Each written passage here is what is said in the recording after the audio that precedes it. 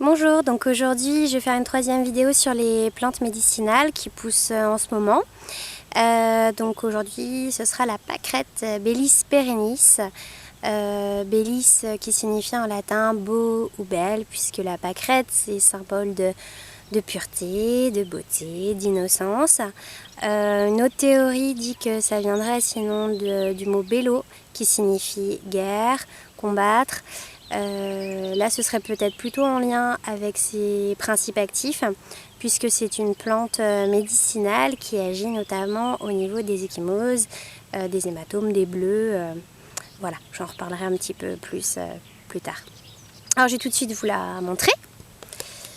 Alors donc notre fameuse pâquerette, elle pousse globalement toute l'année, mais c'est vrai qu'elle est très présente à Pâques, donc c'est peut-être pour ça aussi qu'elle s'appelle pâquerette.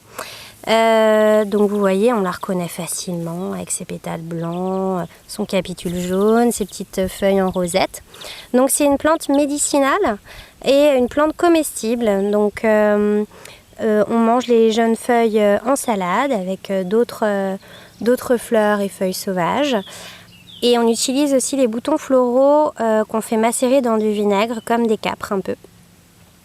C'est aussi une plante qui était mangée traditionnellement à Pâques dans une omelette. L'omelette de Pâques qui était faite avec des petits capitules floraux.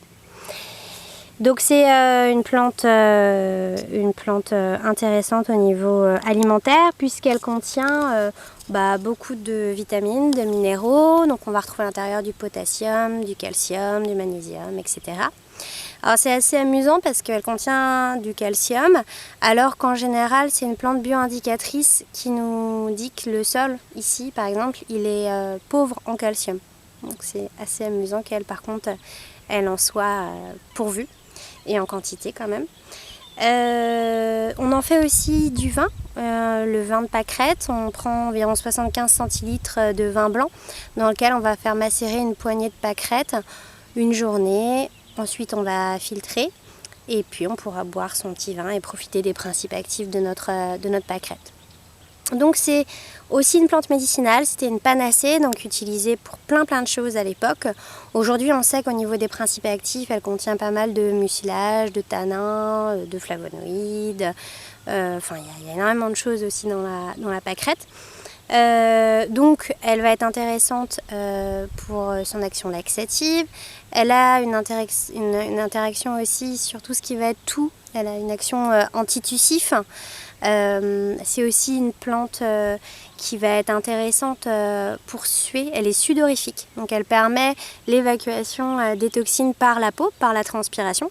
Ça peut être intéressant par exemple en cas de fièvre, pour évacuer plus facilement le virus, la maladie qui est là.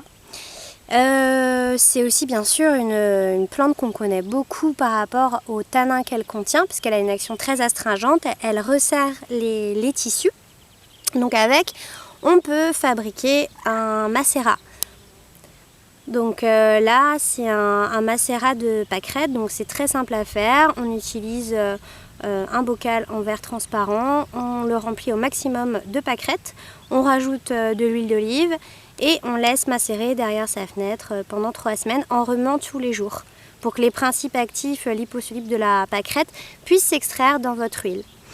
Et au bout de ces 3 semaines, vous filtrez et vous utilisez cette huile sur le buste, sur le corps, enfin où vous voulez en général. Et puis ce que je vous disais au tout début de la vidéo, c'est qu'elle a aussi une action anti-inflammatoire et elle joue sur les bleus, un peu comme l'arnica pourrait le faire. Donc elle peut être aussi intéressante pour les enfants ou même pour vous si jamais vous vous cognez. Elle a même une indication pour tout ce qui est rhumatisme, donc les douleurs ostéo-articulaires, musculaires.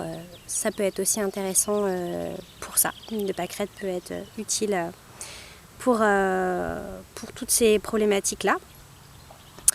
Donc voilà, en fait c'est une plante banale qui en réalité peut faire beaucoup et vous offrir plein de belles choses.